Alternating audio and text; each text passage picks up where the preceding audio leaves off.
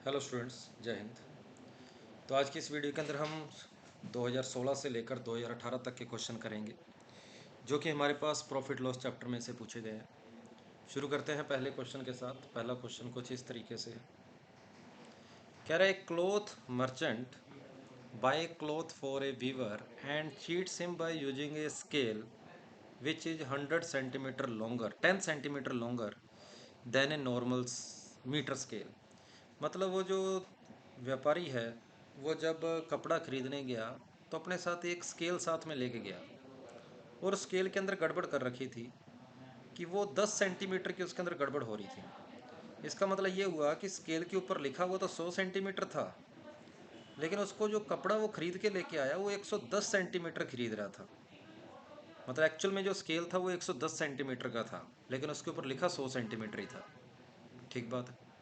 तो 110 सेंटीमीटर कपड़ा उसके पास है, इतना वो खरीद के लेके आया, और पैसे वो दे के आया 100 सेंटीमीटर के। और मान लो कि 1 सेंटीमीटर का 1 रुपया है, तो इसका मतलब 100 रुपये वो दे के आया। 100 रुपये वो दे के आया, लेकिन खरीद के कितना ले आया? 110 सेंटीमीटर कपड़ा खरीद लाया 100 रुपये के अंदर। ठीक बात है। लेकिन जब बेचने की बारी आई, he claim to sell cloth at the cost price, और वो कस्टमर को ये बात बोलता है, भाई मैं 1 सेंटीमीटर 1 रुपया 1 सेंटीमीटर के हिसाब से खरीद के लेके आया हूँ, और तुझे मैं इसी रेट में बेच रहा हूँ। और बेचते टाइम वो फिर 10% गड़बड़ कर जाता है 10 सेंटीमीटर की। मतलब जो 100 सेंटीमीटर जो स्केल के ऊपर लिखा हुआ है ना, लिखा तो इस बार 100 सेंटीमीटर है, लेकिन बेच वो 90 सेंटीमीटर ही रहा है। 10 सेंटीमीटर की बेचते टाइम भी गड़बड़ कर रहा है, और स्केल के ऊपर 100 सेंटीमीटर लिखा हुआ है। तो जो ग्राहक है उसका, वो तो 100 रुपये दे जाएगा उसको, कहेगा ले भी 100 रुपये ले जा। वो लेके जाएगा 100 रुपये के अंदर 90 सेंटीमीटर कपड़ा खरीद के ले गया। अब देख लो उसको कितना प्रॉफिट हुआ, कितना नुकसान हुआ।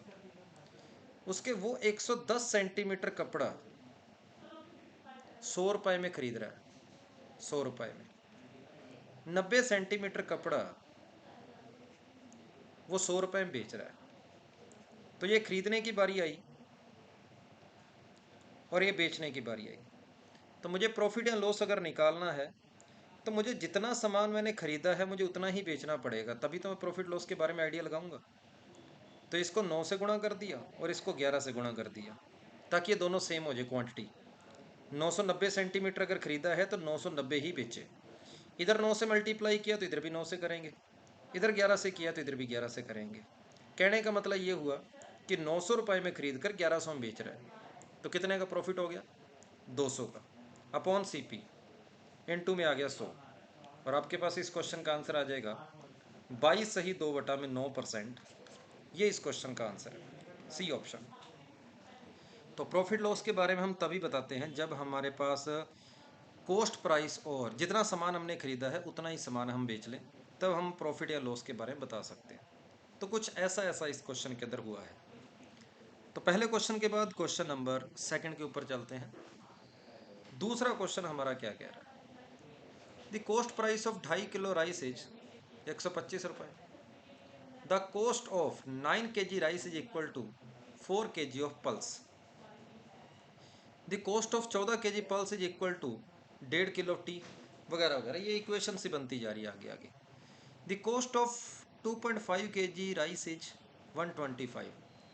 तो राइस की बात कर रहा हूँ। 2.5 किलो राइस का प्राइस अगर 125 है, तो 1 किलो राइस का जो प्राइस हो जाएगा 50 रुपये हो जाएगा। उसने बोला the cost of 9 kg rice, तो 9 kg राइस की जो कॉस्ट है वो हो जाएगी 50 × 9 बराबर 450 रुपये। ये बराबर है 4 kg पल्स। पल्स का कॉस्ट प्राइस मैंने P मान लिया, तो पल्स का जो कॉस्ट प्राइस हो गया 112.5 रुपये पर kg हो गया, क्योंकि 4 किलो का प्राइस 450 रुपये है। The cost of 14 kg pulse, 14 kg pulse का रेट कितना हो जाएगा? 14 इंटू में 112.5 is equal to the 1.5 kilo tea, equal to 1.5 of tea. यहाँ से टी का रेट आ गया, यहाँ से टी की वैल्यू आ जाएगी। पॉइंट उड़ाया, इधर भी पॉइंट उड़ जाएगा। ठीक बात है। 15 से इसको काटेंगे तो 15 × 7 105, 15 × 5 75। तो यहाँ से टी की वैल्यू आ जाएगी 14 इंटू 5 70 7, 14 इंटू 7 98, 97, 98 इंटू 7 कुछ ऐसा आ गया कि जो 1 किलो जो टी का प्राइस है वो 1050 रुपये है। The cost of 2 kg tea equal to 5 kg nuts. 2 kilo tea है तो 2 किलो टी का प्राइस हो जाएगा 2100 रुपये, सॉरी 2100 रुपये। ये बराबर दिया उसने equal to 5 kg nuts, 5 kg nuts के बराबर। तो यहाँ से 1 किलो नट्स का जो रेट आएगा वो आएगा 2100 बटा में 5। क्वेश्चन ने पूछा 11 किलो नट्स का रेट क्या है, इंटू 11 कर देना। तो 5 से इसको मल्टीप्लाई करेंगे 4 आएगा, 2 आएगा, 0 आएगा। और जब आप इनको 420 को 11 से मल्टीप्लाई कर दोगे तो 4620 इस क्वेश्चन का आंसर आ जाएगा। तो सेकंड क्वेश्चन का आंसर आपके पास डी ऑप्शन रहेगा। तो इस क्वेश्चन में कुछ खास बात नहीं थी, बस एक से एक आगे इक्वेशंस पर इक्वेशंस हमने बनाना था और इसके अंदर कुछ नहीं था। दूसरे क्वेश्चन के बाद तीसरे क्वेश्चन की ओर चलते हैं। तीसरा क्वेश्चन क्या कह रहा है, ए shopkeeper increase the cost price of an item by 20% और 10% का डिस्काउंट दे रहा है, कितने परसेंट का गेन हुआ। बिल्कुल आसान क्वेश्चन है। 100 रुपये की चीज़ थी, पहले उसने 20% रेट बढ़ा दिया, फिर उसी के ऊपर उसने 10% का रेट कम कर दिया। अब रेट जो हो गया वो 100 से बढ़कर 108 हो गया। तो आप देख सकते हो 8% का जो है प्रॉफिट हो गया। पहले 20% बढ़ा दिया, फिर उसी के ऊपर 10% का डिस्काउंट दे दिया। ये आसान क्वेश्चन था। तीसरे क्वेश्चन के बाद चौथे क्वेश्चन की ओर चलते हैं। Rajendra boat A mobile with 25% discount on selling price, the mobile cost him इतना, तो ओरिजिनल सेलिंग प्राइस क्या है। X रुपये की चीज़ थी, 25% डिस्काउंट दे दिया, मतलब 75% उसका रेट रह गया। इसकी वैल्यू 4875 के इक्वल है। 25 से कैंसिल किया 3 बार, 25 से कैंसिल किया 4 बार, 3 से इसको कैंसिल किया तो कुछ ऐसा आया। तो एक्स की वैल्यू आपके पास आ जाएगी 6500 रुपये। इस क्वेश्चन का आंसर हो जाएगा 6500 रुपये। यहाँ से आपके पास MRP की वैल्यू आ जाएगी 6500 जो है वो इसका MRP हो जाएगा। चौथे क्वेश्चन के बाद पांचवें क्वेश्चन की ओर चलते हैं। Sudhir purchase a chair with 3 conjugative discounts of इतना इतना इतना, द एक्चुअल डिडक्शन पूछिए, एक्चुअल में डिस्काउंट बताओ क्या।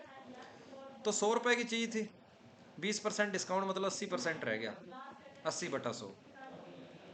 फिर 12.5% मतलब 1/8 कम हो गया, तो 7/8 रह गया। फिर 5% की और कमी होगी, मतलब 95/100 रह गया। तो देख लो भी प्राइस उसका कितना रह गया। 8 से इसको काट दे 10 बार, 0 से 0 कट गई, मल्टीप्लाई कर दो तो ये आ जाएगा 9 इंटू 5, 7 इंटू 5 35, 3 63 और 3 66। तो जो रेट है अब बच गया मेरे पास 66.5 बच गया।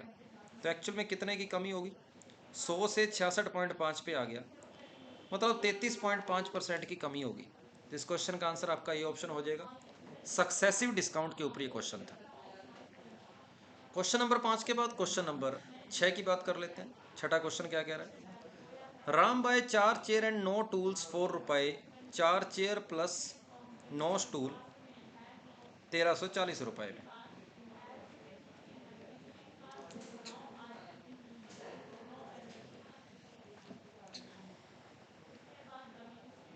तेरह सौ 40 में। If he sells chair at 10% profit, chair का 10% रेट बढ़ा दो, 4.4 हो गया, 10% बढ़ा दिया। और स्टूल को 20% बढ़ा दो, 20% बढ़ा दो, इसका 20% होता है 1.8, 1.8 बढ़ा दो 10.8। अब उसको प्रॉफिट हो गया 188 रुपये का, तो इसमें 188 ऐड कर दो, 8 2 5 1, ये दो इक्वेशन बन गई। How much money did he have to pay for the chair, C की वैल्यू फाइंड करनी है दोनों इक्वेशन को सोल्व करके। दोनों इक्वेशन को सोल्व करके सी की वैल्यू हमने जो है फाइंड करनी है। तो ठीक है भाई, 9 और 10.8 को एलिमिनेशन मेथड से बराबर करना पड़ेगा। तो मल्टीप्लाई कर देता हूँ, अभी मैंने इसको 20% बढ़ाया था, मतलब 1.2 से मल्टीप्लाई किया, तो पूरी इक्वेशन को 1.2 से मल्टीप्लाई करके फर्स्ट इक्वेशन में से सेकंड इक्वेशन को माइनस कर देना। तो 1.2 इंटू 4 4.8, 4.8 में से 4.4 गया 0.4 सी प्लस, ये तो कैंसिल ही हो जाएंगे। इसको 1.2 से मल्टीप्लाई किया तो 12 इंटू 4 48, 4 13 इंटू 12 156, 156 और 4 160 माइनस 1528।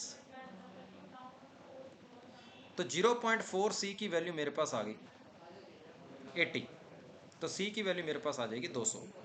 इसका मतलब हर एक चेयर का जो प्राइस है वो मेरे पास 200 रुपये है। तो इस तरीके से दो आसान आसान इक्वेशंस थी और उनको सोल्व करके मुझे सी की वैल्यू फाइंड करनी थी। चेयर को 10% रेट बढ़ाया गया था और स्टूल का रेट 20% बढ़ाया गया था। पहली इक्वेशन कॉस्ट प्राइस की है, दूसरी इक्वेशन जो है वो सेलिंग प्राइस की है। क्वेश्चन नंबर 6 के बाद क्वेश्चन नंबर 7वां क्या कह रहा है, 7th क्वेश्चन के बारे में बात कर लेते हैं। An article is sold A profit of 32%, if the cost price is increased by 20%, the sale price remain same. 100 रुपये की चीज़ थी, वो 132 में बेचता था। आज वही चीज़ उसको 100 की नहीं पड़ रही, 20% महंगी पड़ रही है, मतलब 120 में खरीद रहा है आज, लेकिन बेच आज भी वो 132 में रहा है। तो प्रॉफिट कितने का है, 12 रुपये का। सी पी 120 हो गया इंटू 100, मतलब जो एक्चुअली में उसका प्रॉफिट परसेंट बचा वो 10% बचा। तो फर्स्ट ऑप्शन इसका आंसर है। ये क्वेश्चन भी आपके लिए बिल्कुल आसान था। क्वेश्चन नंबर 8 की ओर चलते हैं। 8th क्वेश्चन क्या कह रहा है, a milk vendor bought 28 litre of milk at the rate of 8.5 per kg, after adding some water he sold the mixture at same price. ठीक बात है, और उसको गेन हो गया, अब 12.5% का उसको गेन हो गया। तो कहता है हाउ मच वाटर जो है उसने ऐड किया, उसने कितना वाटर ऐड किया। देखो 28 लीटर मिल्क था, 8.5 रुपये के हिसाब से वो पहले बेच रहा था, कुछ वाटर ऐड किया, लेकिन उसने सेम प्राइस पर ही बेचा, मतलब पहले भी 8.5 के हिसाब से खरीद रहा बेच रहा था, आज भी 8.5 के हिसाब से बेचा, लेकिन उसने जो है 12.5% का प्रॉफिट कमा लिया। मतलब पहले अगर प्रॉफिट उसको 8 रुपये होता था ना, आज प्रॉफिट उसको 9 रुपये हो गया। 12.5% मुझे यही बताता है कि 8 की चीज़ बढ़कर 9 की होगी। अब जो 8 लीटर उस पहले मिल्क था वो तो सेम रेट से आज भी उतना ही जा रहा है, उसी रेट से, पर 1 लीटर आज जो है उसने वाटर ऐड कर दिया और उसी रेट पर बेचा है। इसका मतलब ये हुआ कि पहले 8 लीटर प्योर मिल्क बेचता था, आज वो 8 लीटर मिल्क और 1 लीटर वाटर मिलाकर टोटल 9 लीटर का मिक्सचर बना के बेचता है। तो उसने पूछा कितना वाटर ऐड किया, तो मुझे पता है 8 लीटर के ऊपर 1 लीटर ऐड होता है, तो 28 लीटर के ऊपर कितना ऐड होगा। 8 लीटर मिल्क के अंदर 1 लीटर वाटर ऐड हुआ, तो 1 लीटर मिल्क के अंदर 1/8 लीटर वाटर ऐड होएगा। तो 28 लीटर मिल्क के अंदर कितना वाटर ऐड हुआ, 1/8 इंटू में 28, और इस तरीके से आपका आंसर जो आएगा वो 3.5 लीटर आ जाएगा। सी ऑप्शन आपका आंसर रहेगा। ठीक बात है, ये था क्वेश्चन नंबर 8 कि 28 लीटर के ऊपर उसको 3.5 लीटर पानी मिलाना पड़ेगा। तो इसी के साथ ही आपके 2022 के 2018 तक के क्वेश्चन कंप्लीट होते हैं। तो इस वीडियो के अंदर टोटल 8 क्वेश्चन थे, 2016 के, 2017 के और 2018 के। तो किसी क्वेश्चन में भी कोई डाउट आए आप कमेंट बॉक्स के अंदर बता सकते हो। फिलहाल इसके अंदर इतना। जय हिंद।